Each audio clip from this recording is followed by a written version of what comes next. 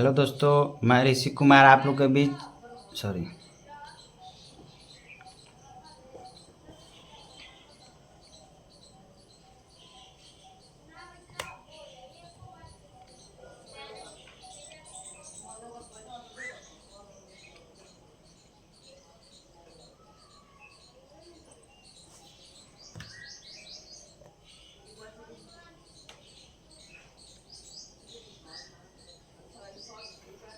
Hello दोस्तों, आपका channel edu play with ऋषि में स्वागत है। मैं ऋषि कुमार आप लोग के बीच एक बार फिर से नई वीडियो के साथ उपस्थित हूँ। आज का टॉपिक है थर्मोडायनेमिक्स। जो पिछले लेक्चर में हम बेसिक थर्मोडायनेमिक्स के बारे में बताया था, आज उसी को आगे बढ़ाते हुए उसका दूसरा पार्ट ला रहा हूँ, थर्मोडायनेमिक्स के ही, जो कि फर्स्ट लॉ ऑफ थर्मोडायनेमिक्स के बारे में आज बताऊँगा। चलिए आज का वीडियो स्टार्ट करते हैं। स्टार्ट करने से पहले आप लोग से रिक्वेस्ट करेंगे कि प्लीज़ चैनल पर अगर आप नए हैं तो प्लीज़ चैनल को सब्सक्राइब कीजिए, लाइक कीजिए और शेयर कीजिए। ज़्यादा से ज़्यादा शेयर कीजिए कि अपने दोस्तों के पास पहुंचाइए ताकि उनको भी इस वीडियो का लाभ मिल सके। चलिए तो मैं वीडियो को स्टार्ट करता हूं। तो आज का टॉपिक है फर्स्ट लॉ ऑफ थर्मोडायनेमिक्स। पिछले लेक्चर में बेसिक कंसेप्ट बताए थे थर्मोडायनेमिक्स के बारे में, आज फर्स्ट लॉ ऑफ थर्मोडायनेमिक्स के बारे में बताऊँगा। चलिए शुरू करते हैं वीडियो। एक बार अपना थंबनेल लगा दीजिएगा, अंगूठा प्लीज़ लाइक कर लीजिएगा। लाइक करते हुए वीडियो को स्टार्ट करते हैं। चलिए, फर्स्ट लॉ ऑफ थर्मोडायनेमिक्स क्या होता है? फर्स्ट लॉ ऑफ थर्मोडायनेमिक्स ये बताता है, देखिए पिछले लेक्चर में हम लोग पढ़े थे जीरोथ लॉ ऑफ थर्मोडायनेमिक्स। तो जीरोथ लॉ ऑफ थर्मोडायनेमिक्स से हमें क्या मिला? जीरोथ लॉ ऑफ थर्मोडायनेमिक्स से हमको टेम्परेचर का कंसेप्ट मिला था। पूछता है zeroth law of thermodynamics gives us, क्या दिया हमको? Temperature, concept of temperature. First law of thermodynamics, first law of thermodynamics बोलता है एनर्जी कंजर्वेशन। क्या होता है? फर्स्ट लॉ ऑफ थर्मोडायनेमिक्स से हमें क्या मिलता है? एनर्जी कंजर्वेशन मिलता है। फर्स्ट लॉ ऑफ थर्मोडायनेमिक्स होता क्या है? Energy can neither be created not destroyed, only it can change it's form. यानी एनर्जी क्या होता है? कांस्टेंट होता है, उसको न तो हम क्रिएट कर सकते हैं न ही उसको डिस्ट्रॉय कर सकते हैं। ओनली क्या कर सकते हैं? उसका एक फॉर्म से दूसरे रूप में उसको चेंज कर सकते हैं। तो फर्स्ट लॉ ऑफ थर्मोडायनेमिक्स क्या हो गया? कंजर्वेशन ऑफ एनर्जी बताता है। यानी total summation of energy, heat जो होगा किसके बराबर होगा? टोटल समेशन ऑफ जो हीट होगा किसके बराबर होगा? तो वर्क डन के बराबर होगा। फर्स्ट लॉ ऑफ थर्मोडायनेमिक्स होता है summation of Q equal to summation of Q is equals to होता है समेशन ऑफ डब्लू। यानी तो फर्स्ट लॉ ऑफ थर्मोडायनेमिक्स बताता है हमको क्या होता है? एनर्जी कंजर्वेशन के बारे में बताता है। क्लियर है? तो देखिए, तो फर्स्ट लॉ ऑफ थर्मोडायनेमिक्स जो होता है इसका एजम्पशन पूछता है कभी कभी कि फर्स्ट लॉ ऑफ थर्मोडायनेमिक्स हम कब अप्लाई करते हैं। तो फर्स्ट लॉ ऑफ थर्मोडायनेमिक्स जो होता है वो होता है आपका क्लोज सिस्टम होना चाहिए। चूँकि हम पिछले लेक्चर में भी बताए थे आप लोग को कि क्या होना चाहिए कि वर्क तभी निकालेंगे वो सिस्टम कैसा होना चाहिए? क्लोज होना चाहिए। और प्रोसेस क्या होना चाहिए? साइक्लिक प्रोसेस होना चाहिए। ये आपका जो समेशन ऑफ क्यू है, समेशन ऑफ डब्लू, तो ये क्या है आपका? इसका एजम्पशन होगा कि फर्स्ट हो गया कि आपका ये क्लोज सिस्टम होना चाहिए और दूसरा क्या हो गया? ये साइक्लिक प्रोसेस होना चाहिए। क्लियर? चलिए तो इसी को फिर एक्सटेंड करते हैं। तो डब्लू जो होता है समेशन ऑफ क्यू, यानी डिफरेंशियल फॉर्म में अगर लिखेंगे तो डी क्यू बराबर जो होता है आपका डी प्लस डी डब्लू। इसमें एजम्पशन अब क्या आ जाएगा? एजम्पशन एक बढ़ जाएगा। क्या? दो एजम्पशन तो कॉमन रहेगा, एक क्लोज सिस्टम होगा, दूसरा साइक्लिक प्रोसेस होगा। और ये जो है ऑल प्रोसेस के लिए अप्लीकेबल होगा। डी क्यू बराबर डी प्लस डी डब्लू। ये प्रोसेस करने का मतलब क्या? Reversible process and irreversible process, दोनों के लिए क्या होगा? ये अप्लीकेबल होगा। ये जो आपका फॉर्मूला होगा डी क्यू बराबर डिफरेंशियल जो फॉर्म में है डी क्यू बराबर D plus D W. Clear? तो उसी तरह अब डी डब्लू को भी एक्सपेंड कर सकते हैं। डी क्यू बराबर क्या? डी प्लस डी डब्लू को क्या लिख सकते हैं? P into D V, P into D V. तब इसमें एजम्पशन एक और बढ़ जाएगा क्या कि work should cross the boundary. Work कब होगा? जब बाउंड्री को क्रॉस करेगा। क्लियर है? तो अब देखिए डी बराबर क्या होता है? डी यू कब होगा? यानी डी क्या है आपका? टोटल एनर्जी जो है डी यू के बराबर, यानी चेंज इन इंटरनल एनर्जी के बराबर कब होगा? जब आपका चेंज इन पोटेंशियल एनर्जी और काइनेटिक एनर्जी क्या हो? कांस्टेंट हो। तो जो भी हीट हम सप्लाई करेंगे वो किसके बराबर होगा? इंटरनल एनर्जी के बराबर होता है। क्लियर है?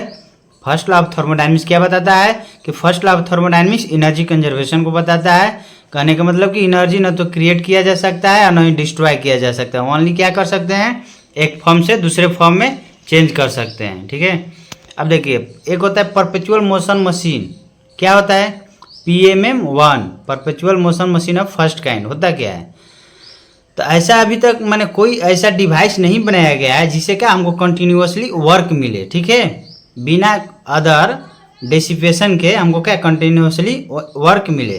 ठीक ना, तो कहने मतलब कि क्या, it is impossible to construct a device, it is impossible to construct a device which develop work continuously without absorbing some other energy such as, अगर ऐसा डिवाइस पॉसिबल है तो उसको हम क्या बोलेंगे, perpetual motion machine of the first kind बोलेंगे। लेकिन आज तक ऐसा कोई डिवाइस नहीं हम बना पाए हैं जिससे हमको क्या कंटिन्यूअसली वर्क मिले विदाउट एब्जॉर्बिंग अदर एनर्जी। अगर हम कोई काम करते हैं तो उसमें से कुछ ना कुछ एनर्जी का डिसिपेशन होता है, अदर एनर्जी हम उसको सप्लाई करते हैं, तभी हम कोई काम कर सकते हैं। ऐसा नहीं है कि हम उसको इनपुट दिए टोटल हमको आउटपुट मिला, ऐसा पॉसिबल नहीं है। अगर पॉसिबल है तो उसको हम क्या बोलेंगे, perpetual motion machine of the first kind बोलते हैं। तब perpetual motion machine of the first kind क्या हो गया, it is impossible to construct a device which develop work continuously without observing some energy. ठीक है,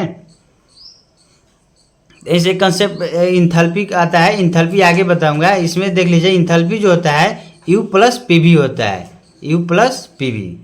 अब देखिए तो अलग अलग प्रोसेस में हम हीट ट्रांसफर के बारे में देखते हैं। पिछले लेक्चर में देखे थे कि अलग अलग प्रोसेस में क्या था, वर्क क्या क्या होता है, तो है आपको याद है ना, नहीं है तो आप पिछला वीडियो को देख लीजिएगा, उसमें पूरा मैं क्लियर बताया हूँ।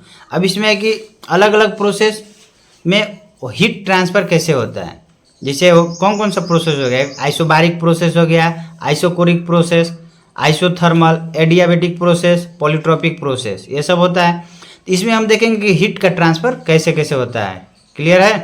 तो देखिए तो पहला प्रोसेस में हम देखते हैं constant volume process. Constant volume process को हम क्या बोलते हैं, आइसोकोरिक प्रोसेस बोलते हैं या आइसोमेट्रिक प्रोसेस बोलते हैं कि ठीक है। तो कांस्टेंट वॉल्यूम प्रोसेस में कहने का मतलब क्या है, वॉल्यूम कांस्टेंट है।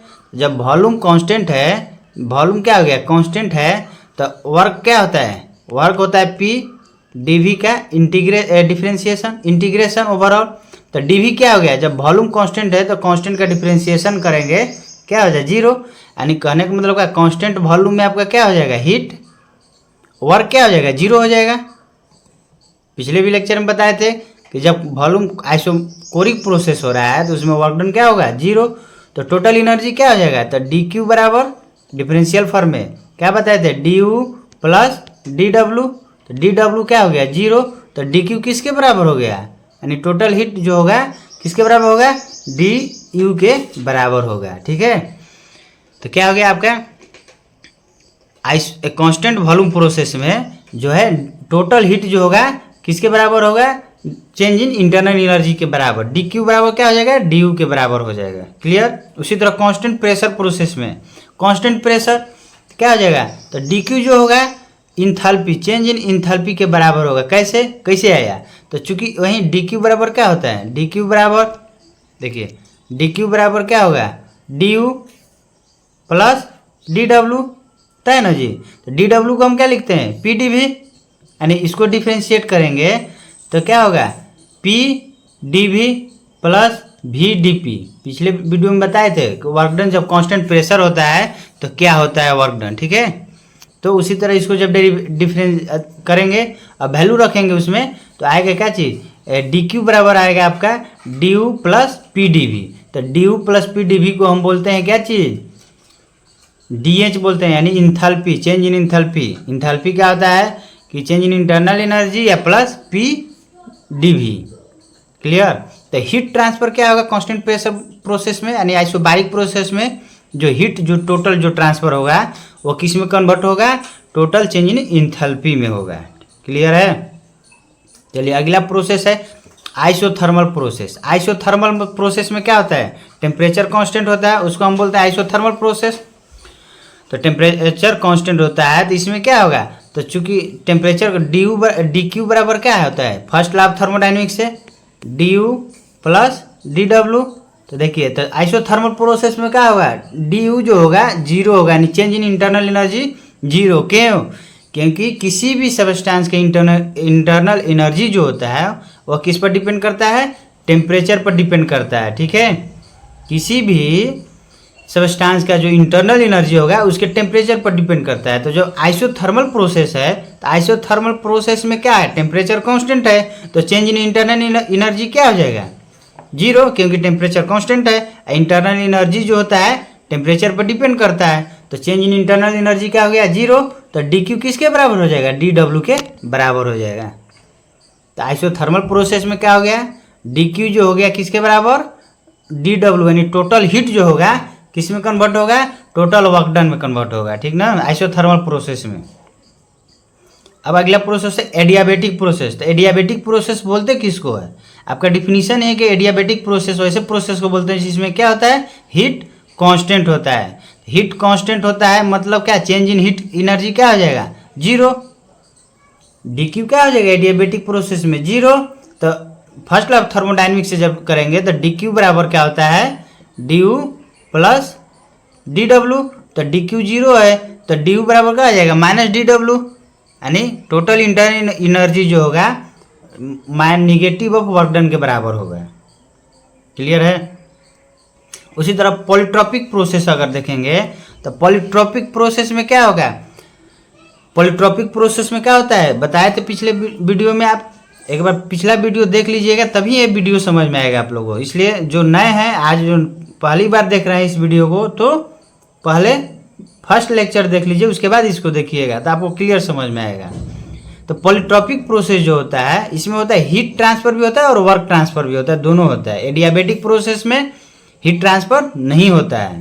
तो पॉलीट्रॉपिक प्रोसेस का जब हम हीट ट्रांसफर निकालेंगे तो इसका आता है क्या चीज़, डिराइव जब करेंगे तो gamma minus N upon N minus one into gamma minus one into P one V one minus P two V two. ठीक है, कहने का मतलब क्या हुआ कि आपका जो पॉलीट्रॉपिक प्रोसेस का जो है, आपका पॉलीट्रॉपिक प्रोसेस में जो आपका क्या है, हीट ट्रांसफर जो होगा कि तो पॉलीट्रॉपिक प्रोसेस का work done into gamma minus N upon gamma minus one, बताए थे पिछले वीडियो में क्या चीज़।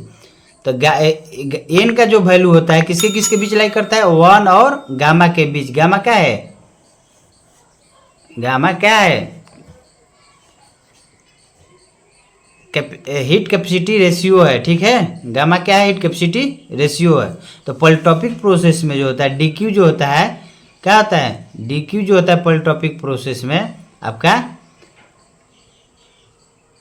Gamma minus N upon gamma minus one into polytropic process का वर्क डन, या gamma minus N upon N minus one adiabatic process का work done होता है। ठीक है, तो आपको ऑप्शन में दे सकता है क्वेश्चन अगर पूछे तो डायरेक्ट इसको हम याद कर लीजिएगा यार। तो देखिए अब ये हो गया polytropic specific heat. Polytropic specific heat क्या होता है, जिसे एडियाबेटिक में स्पेसिफिक हीट रेशियो क्या था, गामा, गामा होता है सीपी बाई सीबी। उसी तरह पॉलीट्रॉपिक प्रोसेस में जो स्पेसिफिक हीट होता है उसको जब निकालेंगे तो पॉलीट्रॉपिक प्रोसेस का जो स्पेसिफिक हीट होता है सी पॉलीट्रॉपिक जो होता है gamma minus N upon N minus one into C B. तो देखिए यहाँ पर क्या है, गामा माइनस एन, कहने का मतलब क्या है, गामा माइनस एन है ना जी। तो यहाँ पर हमको क्या मिल रहा है, पॉलीट्रॉपिक स्पेसिफिक हीट जो है क्या होता है, निगेटिव वैल्यू होता है। क्यों, क्योंकि एन का जो वैल्यू होता है वन और गामा के बीच लाई करता है। समझ में आया, एन और गामा के बीच लाई करता है। तो यहाँ क्या है, गामा माइनस एन और एन माइनस वन। पॉलीट्रॉपिक जो होता है स्पेसिफिक हीट जो होता है gamma minus N upon N minus one into C भी। तो देखिए तो सी भी जो होता है क्या होता है, हमेशा पॉजिटिव होता है, लेकिन सी और एन का वैल्यू जो होता है वन और गामा के बीच लाई करता है, तो इसलिए सी पॉली क्या हो जाएगा, निगेटिव वैल्यू आएगा। क्लियर है। चलिए अगला है आपका concept joules law. Joules law क्या होता है, जूल्स लॉ जो है ये जो होता है आपको आइडियल गैस के लिए होता है, अप्लाई होता है। आइडियल गैस अगर है तो जूल इंटरनल एनर्जी जो होता है क्या होता है, टेम्परेचर के डायरेक्टली प्रोपोर्शनल होता है। इंथैल्पी भी क्या होता है, टेम्परेचर के प्रोपोर्शनल होता है। तो चेंज इन इंटरनल एनर्जी जो होता है जूल्स लॉ में M C B delta T, और चेंज इन इंथैल्पी क्या होता है, M C P delta T. देखिए सी भी क्या हो गया, constant specific heat at constant volume, और सी पी क्या हो गया, specific heat at constant pressure पे। तो जो चेंज इन इंटरनल एनर्जी होगा डी यू जो होगा M C B D T होता है, और चेंज इन इंथैल्पी क्या होता है, M C P delta T होता है। और ये C P minus C B बराबर आर, ये डायरेक्ट फार्मूला आपका एग्जाम में पूछा हुआ है, इसको ध्यान रखिएगा। आर जो होता है क्या होता है, गैस कांस्टेंट होता है ना जी। आर का वैल्यू क्या होता है, C P minus C B होता है। और गामा अभी बताए थे, गामा क्या होता है, हीट रेशियो जो था C P by C B क्या होता है, गामा होता है। उसी तरह सी पी क्या हो जाता है, गामा इंटू आर बटा गामा माइनस वन। ये सारा फॉर्मूला याद रखिएगा। सी भी होता है आर बटा gamma minus one, C P होता है गामा इंटू आर बटा गामा माइनस वन। मेन ये फॉर्मूला याद रखिएगा, C P minus C B बराबर आर, और गामा बराबर C P by C B होता है। क्लियर है।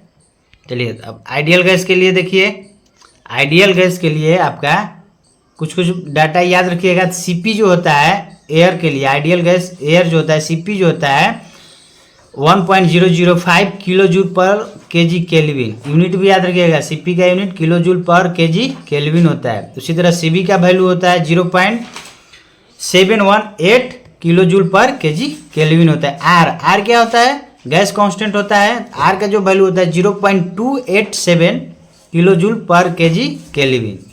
और एयर के लिए जो गामा का वैल्यू होता है क्या होता है, 1.4 होता है। इस वैल्यू को याद रखिएगा।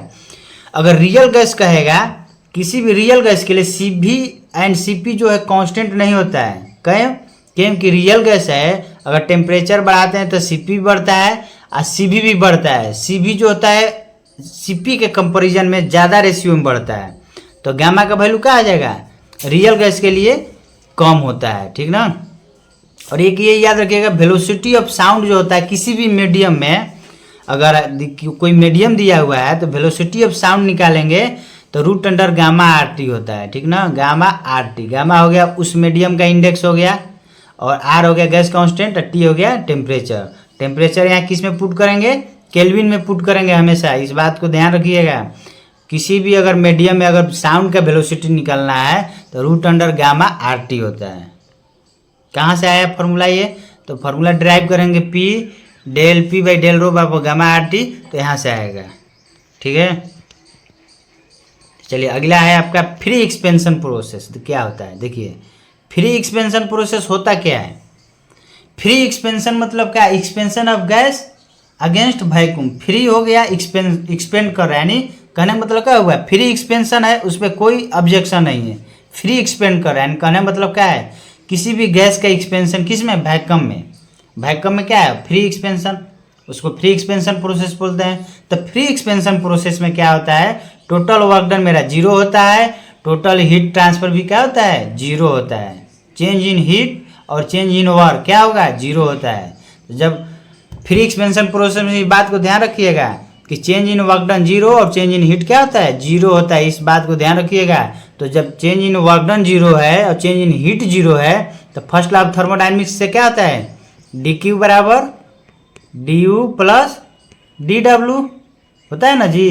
तो D W A term zero, A भी जीरो, तो डी यू क्या हो जाएगा, जीरो। यानी कहने मतलब चेंज इन इंटरनल एनर्जी क्या हो गया, फ्री एक्सपेंशन प्रोसेस में जीरो।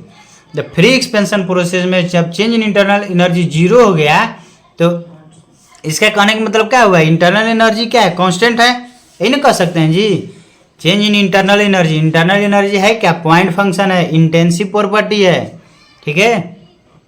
तो ये क्या होगा, इनिशियल और फाइनल पोजीशन पर डिपेंड करेगा।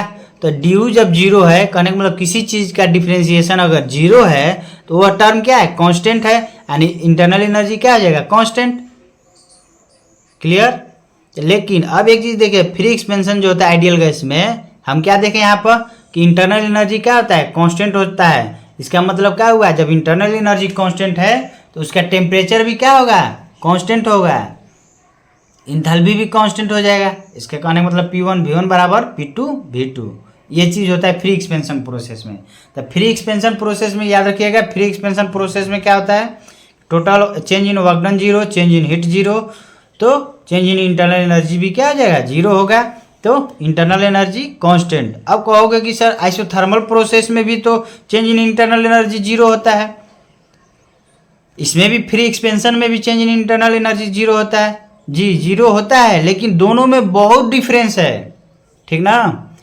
आइसोथर्मल प्रोसेस जो हो गया ये फ्री एक्सपेंशन प्रोसेस से बहुत डिफरेंट है, लेकिन दोनों में क्या होता है, टेम्परेचर भी इनिशियल और फाइनल कांस्टेंट होता है, इंटरनल एनर्जी भी कांस्टेंट होता है। लेकिन फ्री एक्सपेंशन प्रोसेस जो है आपका इरिवर्सिबल प्रोसेस है, याद रखिएगा। फ्री एक्सपेंशन प्रोसेस क्या है, इरिवर्सिबल प्रोसेस है। और ये कैसे आइसोथर्मल प्रोसेस से जीरो होता है, आइसोथर्मल प्रोसेस में क्या होता है, आइसोथर्मल प्रोसेस में जो होता है हम देखते हैं क्या चीज़, आइसोथर्मल प्रोसेस में टेम्परेचर क्या होता है, ओवरऑल कांस्टेंट होता है। लेकिन फ्री एक्सपेंशन प्रोसेस में क्या होता है कि इनिशियल जो टेम्परेचर होता है, मान लीजिए T1 है, तो जब एक्सपेंड करेगा तो धीरे धीरे वो क्या होता है, उसका टेम्परेचर घटता है, फिर कुछ टाइम के बाद वो बढ़ता है, फिर जाकर वो अपना इनिशियल स्टेज प्राप्त करता है, ठीक ना। इसलिए फ्री एक्सपेंशन प्रोसेस में क्या आता है कि पहले टेम्परेचर क्या हुआ, घटने के बाद फिर क्या होगा, फिर बढ़ना स्टार्ट करेगा, ठीक है। और फाइनली जाके जो इनिशियल टेम्परेचर था उतना के बराबर हो जाता है। इसलिए फ्री एक्सपेंशन प्रोसेस में इनिशियल टेम्परेचर और फाइनल टेम्परेचर बराबर होता है। लेकिन आइसोथर्मल प्रोसेस में थ्रू आउट इन प्रोसेस में टेम्परेचर क्या होता है, कांस्टेंट होता है। यही दोनों में बेसिक डिफरेंस है, आइसोथर्मल प्रोसेस और फ्री एक्सपेंशन प्रोसेस में। आइसोथर्मल प्रोसेस में क्या होता है, थ्रू आउट टेम्परेचर कांस्टेंट होता है। फ्री एक्सपेंशन प्रोसेस में क्या होता है कि पहले घटता है, फिर धीरे धीरे टेम्परेचर बढ़ के अपना इनिशियल टेम्परेचर के बराबर आ जाता है। क्लियर। चलिए एक याद रखिएगा, फ्लो वर्क किसको बोलते हैं, PdV होता है। फ्लो वर्क किस क्या होता है, PdV। PV उसको फ्लो वर्क बोलते हैं, तो एक टर्म है, याद रखिएगा। अब देखिए स्टडी फ्लो एनर्जी इक्वेशन होता क्या है, SFE शॉर्टकट में बोलते हैं। स्टडी फ्लो एनर्जी इक्वेशन होता है क्या चीज, तो स्टडी फ्लो एनर्जी इक्वेशन बोलते हैं कोई भी प्रॉपर्टी जो हो टाइम के रिस्पेक्ट में क्या करे, चेंज नहीं करे, यानी प्रॉपर्टी हुई does not vary with respect to time, उसको बोलते हैं steady flow energy equation. Steady flow energy equation बोलते हैं कोई भी प्रॉपर्टी जो does not vary with respect to time, अगर टाइम के रिस्पेक्ट में वो वेरी नहीं कर रहा है तो उसको हम बोलते हैं स्टडी फ्लो एनर्जी इक्वेशन बोलते हैं, ठीक है। स्टडी फ्लो एनर्जी इक्वेशन को हम कहने का मतलब क्या हुआ है, इसमें जब टाइम के साथ वो वेरी नहीं करेगा, कहने का मतलब क्या हुआ है, उसमें accumulation of mass not exist, कहने का मतलब कि मास या एनर्जी का अकुमुलेशन नहीं होता है। स्टडी फ्लो एनर्जी इक्वेशन में क्या होता है, not be accumulation of mass and energy. Clear. यानी स्टडी फ्लो एनर्जी इक्वेशन क्या किसको बोलते हैं, वैसे इक्वेशन या वैसे प्रॉपर्टी जो टाइम के रिस्पेक्ट में चेंज नहीं करे, उसको हम क्या बोलते हैं, steady flow energy equation. Steady flow energy equation कहने का मतलब हो गया कि not accumulation of mass and energy. Steady flow energy equation का क्या होता है फॉर्मूला, तो देखिए E1 + P1 V1 + C1²/2 + GZ1 + Q बराबर U2 + P2 V2 + C2²/2 + GZ2 plus क्या चीज, वर्क डन, ठीक है। अब देखिए E1 क्या है, स्मॉल से लिखे थे यहाँ पर, स्पेसिफिक इंटरनल एनर्जी हो गया, ठीक है। P1 V1, तो U1 + P1 V1 क्या होता है, U + PV, H होता है ना जी, पढ़े ना, DH बराबर बताए थे ना, DH बराबर क्या होता है, DU + PV। तो इतना को हम क्या लिख सकते हैं, H लिख सकते हैं, ठीक है। तो क्या हो गया, तो इतना को H लिखे तो H1 + C1²/2 + GZ1 + Q हो गया हीट, Q क्या हो गया, हीट हो गया, Q जो हो गया आपका हीट हो गया, ठीक है। Q हीट, C1²/2 का हो गया ये kinetic energy, GZ1 potential energy, ठीक है। तो उसी तरह H2 + C2²/2 + GZ2 + WC ये होता है। यानी कहने का मतलब जो स्टडी फ्लो एनर्जी इक्वेशन में क्या होता है, no accumulation of mass and क्या चीज, एनर्जी, कोई अकुमुलेशन नहीं होता है। यानी कहने का मतलब कि टोटल जो हीट सप्लाई करेंगे टोटल वर्क डन के क्या होगा इधर बराबर होगा। यानी H1 plus C1² 2 plus GZ1 plus Q बराबर H2 plus C2² 2 plus GZ2 बराबर प्लस W। क्लियर है। चलिए अब फ्री एक्सपेंशन प्रोसेस आप समझ गए थे। अब देखिए स्टडी फ्लो जो है डिवाइस है उसका एग्जाम्पल कौन कौन सा, जैसे नोजल हो गया आपका, नोजल जो है आपका स्टडी फ्लो डिवाइस है। तो नोजल में क्या होता है, तो नोजल में हम देखते हैं कि शुरू में क्या होता है उसका क्रॉस सेक्शनल एरिया बड़ा और फाइनल में कम होता है। यानी कहने मतलब क्या हुआ, नोजल में जो होता है आपका कि उसका प्रेशर बढ़ाते हैं, बढ़ता है। यानी वेलोसिटी क्या होता है ज़्यादा से कम में जाता है तो यानी प्रेशर बढ़ेगा। इसका नोजल का जो होता है एजम्पशन हम लेते हैं, सबसे पहले इसको मानेंगे स्टडी फ्लो एनर्जी इक्वेशन। दूसरा क्या है, नो हीट क्रॉस यानी इंसुलेटेड मानेंगे। इसके बाद नो वर्क ट्रांसफर, नोजल में कोई वर्क ट्रांसफर नहीं होता है, कोई हीट ट्रांसफर नहीं होता है। और चेंज इन पोटेंशियल एनर्जी भी क्या होता है नेग्लेक्ट मान के चलते हैं, ठीक है। इतना होता है नोजल का एजम्पशन से याद रखिएगा। स्टडी फ्लो इक्वेशन होगा, स्टडी फ्लो होगा नोजल, कोई हीट ट्रांसफर नहीं, कोई वर्क ट्रांसफर नहीं और पोटेंशियल एनर्जी को नेग्लेक्ट मानते हैं। अब देखिए तो इसमें क्या था आपका, जब कोई हीट ट्रांसफर नहीं मान रहे हैं तो heat transfer zero, work done zero, potential energy ये भी जीरो, पोटेंशियल एनर्जी है ये भी जीरो। तो अब क्या बच गया H1 प्लस C1² 2 बराबर H2 प्लस C2² 2, यही ना हुआ। तो नोजल का ये होता है, ठीक है। अब मान लीजिए दे देगा कोई एग्जाम में कोई क्वेश्चन दे देगा कि इनिशियल दे देगा इंथैल्पी और काइनेटिक एनर्जी या वेलोसिटी दे देगा, अब फाइनल इंथैल्पी दे देगा, वेलोसिटी पूछेगा तो इस फार्मूला पर रख देंगे, निकाल देंगे। अब देखिए तो इसमें क्या होता है नोजल में, तो जो हमारा फाइनल क्रॉस सेक्शन होता है जो क्या होता है बहुत छोटा होता है। यानी कहने मतलब क्या वहाँ वेलोसिटी बहुत ज़्यादा है, यानी C1 के कंपैरिजन में C2 क्या होगा बहुत ज़्यादा होगा। तो इसलिए C1 को हम नेग्लेक्ट कर सकते हैं। तो H1 बराबर क्या हो जाएगा H2 प्लस C2² 2, तो C2 बराबर क्या हो जाएगा √2 H1 माइनस H2। ये होता है नोजल के लिए, ठीक है। पहला बात नोजल में क्या होगा तो आपका एजम्पशन क्या होगा, क्या स्टडी फ्लो होगा, कोई हीट ट्रांसफर नहीं, नो वर्क ट्रांसफर और potential energy, change in potential energy क्या होता है नेग्लेक्ट मानते हैं। तो फाइनल हमको क्या आएगा, फाइनल वेलोसिटी जो होगा C2 जो आएगा √2 H1 माइनस H2 होता है। क्लियर। उसी तरह डिफ्यूजर, तो डिफ्यूजर कैसा होता है, डिफ्यूजर में जो इनिशियल क्रॉस सेक्शन एरिया होता है बहुत छोटा होता है, फाइनल जो होता है बड़ा होता है, ठीक है। तो उसमें भी एजम्पशन सेम जो नोजल में एजम्पशन लिया वही एजम्पशन होगा। अब इसमें क्या होगा C1 ज़्यादा होगा C2 से, तो C2 को हम नेग्लेक्ट कर सकते हैं, ठीक है। तो C1 बराबर क्या हो जाएगा, C1 बराबर हो जाएगा हमारा क्या चीज़ 2 × H2 माइनस H1, ठीक है C1 डिफ्यूजर के लिए। अब अगला टरबाइन, टरबाइन में देखिए तो टरबाइन क्या होता है वर्क ट्रांसफर। तो टरबाइन क्या होगा, इसमें भी क्या होगा मानेगा स्टडी फ्लो, आइसोलेटेड मानेंगे, आइसोलेटेड मानेंगे तो हीट ट्रांसफर जीरो और चेंज इन पोटेंशियल एनर्जी और चेंज इन काइनेटिक एनर्जी को जीरो मानते हैं। तो जब रखेंगे इसका एजम्पशन से याद रखिएगा, टरबाइन का assumption study flow energy equation, steady flow होता है कैसा होता है आइसोलेटेड होता है और चेंज इन पोटेंशियल और काइनेटिक एनर्जी को नेग्लेक्ट करते हैं। तो क्या हो जाएगा W जो आएगा H1 माइनस H2। टरबाइन का वर्क डन कैसे निकलेगा, तो H1 माइनस H2 करेंगे तो टरबाइन का वर्क डन निकलेगा। क्लियर है। H1 जो होगा बड़ा होगा H2 से। उसी तरह कंप्रेसर, कंप्रेसर में क्या करते हैं कंप्रेस करते हैं, यानी करना मतलब वर्क उस पर करते हैं। इसमें भी सेम एजम्पशन होगा जो टरबाइन का एजम्पशन होगा।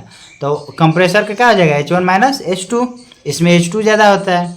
अब देखिए बॉयलर में अगर चलेंगे तो बॉयलर में जो एजम्पशंस लेते हैं पहला स्टडी फ्लो होगा, कोई वर्क ट्रांसफर नहीं और चेंज इन पोटेंशियल और काइनेटिक एनर्जी को नेग्लेक्ट करते हैं। तो हीट जो होता है H2 माइनस H1 होता है बॉयलर के लिए, ठीक है। क्लियर यहाँ तक। अगला प्रोसेस है बहुत इंपॉर्टेंट प्रोसेस है, आपका ऑब्जेक्टिव में क्वेश्चन बार बार पूछता है इससे और वेरी वेरी इंपॉर्टेंट है ये आपका थ्रोटलिंग प्रोसेस, ठीक है।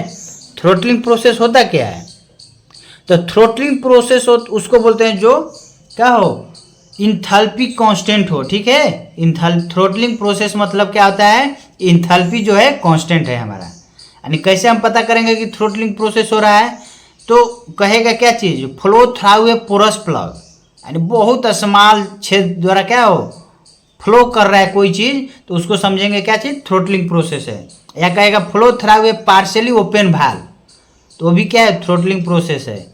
टर्म यूज करेगा इसमें, कहेगा कि कैसा प्रोसेस है, ठीक है। Flow through a very small opening, बहुत कम ओपनिंग में, माने बहुत कम खुला हुआ जगह से क्या कोई चीज़ फ्लो कर रहा है, तो उसको हम बोलेंगे थ्रोटलिंग प्रोसेस। या फ्लो थ्रू ए पार्शियली ओपन वाल्व, या कैपिलरी एक्शन, या कैपिलरी फ्लो थ्रू ए कैपिलरी ट्यूब, या कैपिलरी एक्शन, उसको भी हम क्या बोलते हैं, उसको भी हम बोलते हैं क्या चीज, थ्रोटलिंग प्रोसेस बोलते हैं। या flow through a porous plug, अगर ऐसा टर्म यूज किया हुआ है तो प्रोसेस कैसा होगा, थ्रोटलिंग प्रोसेस होता है।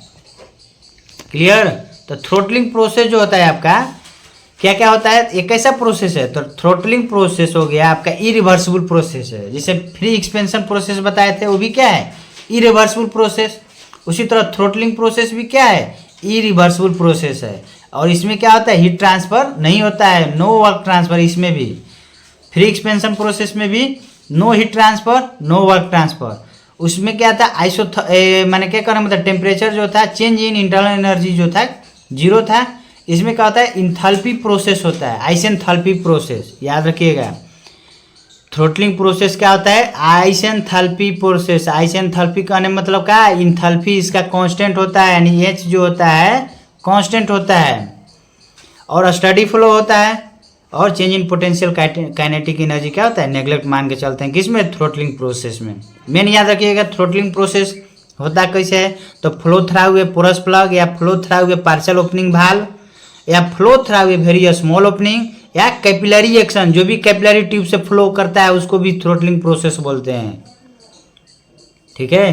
तो थ्रोटलिंग प्रोसेस में क्या होता है, आइसेंथैल्पिक प्रोसेस होता है, यानी इंथैल्पी क्या होता है, कांस्टेंट होता है।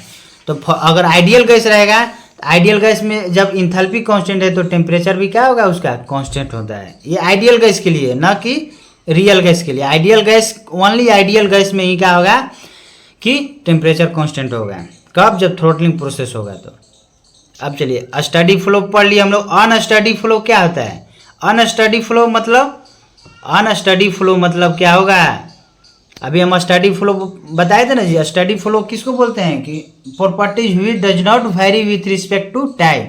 उसी तरह अनस्टडी फ्लो क्या हो गया, यानी अनस्टडी फ्लो टाइम के साथ वेरी कर सकता है, यानी कहने में there is accumulation of mass and energy. Steady flow में क्या था, no accumulation of mass and energy, लेकिन अनस्टडी फ्लो या इसको ट्रांजिएंट फ्लो भी बोलते हैं। ठीक है।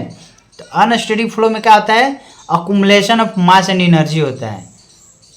अगर जैसे मान लेते हैं क्या है, इनिशियल मास फ्लो रेट हो गया MI, और ये ME हो गया फाइनल। ठीक है, यानी इंटरिंग मास फ्लो MI या लिविंग हो गया ME। ठीक है।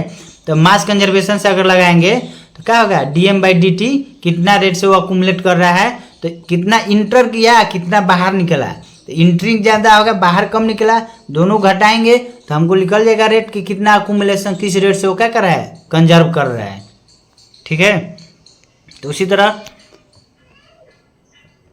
तो एनर्जी कंजर्वेशन लगाएंगे तो du/dt निकालेंगे, जब फार्मूला ड्यू के mCV/dt होता था ना जी, तो उसमें ऐसे आएगा।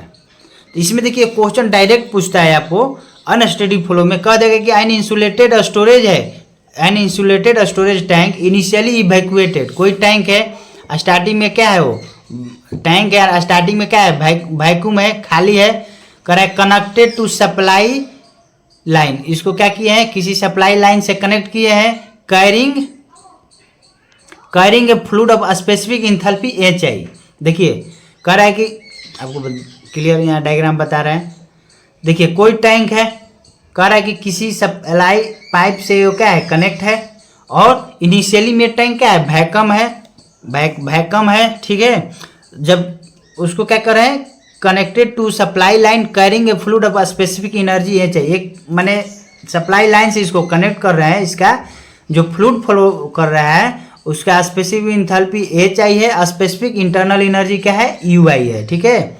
मान लिए तो कह रहे हैं द भाल्व इज ओपन, और यहाँ भाल्व को क्या किए, ओपन कर दिए, and fluid flowed into the tank. Fluid क्या कर रहा है, फ्लूइड इस टैंक में आ रहा है। शुरू में टैंक क्या था, खाली था, तो जब इस भाल्व को खोले तो इसमें क्या हुआ, फ्लूइड उसमें टैंक में जाने लगा फ्रॉम द सप्लाई लाइन के through reaches to the pressure same as that the supply line pressure. यानी कहने का मतलब इनिशियली ये टैंक क्या था, वैक्यूम था, और इसको जब एक सप्लाई लाइन से कनेक्ट किए हैं उसका इंटरनल एनर्जी और इंथैल्पी इनिशियल में क्या था, HI/UI मान लिए। तो और उसको जब भाल्व खोले तो उसमें फ्लूइड प्रवेश किया, फ्लूइड तब तक प्रवेश किया जब तक कि उसका प्रेशर क्या हो, जो इस सप्लाई लाइन का प्रेशर है उसके बराबर ना हो जाए।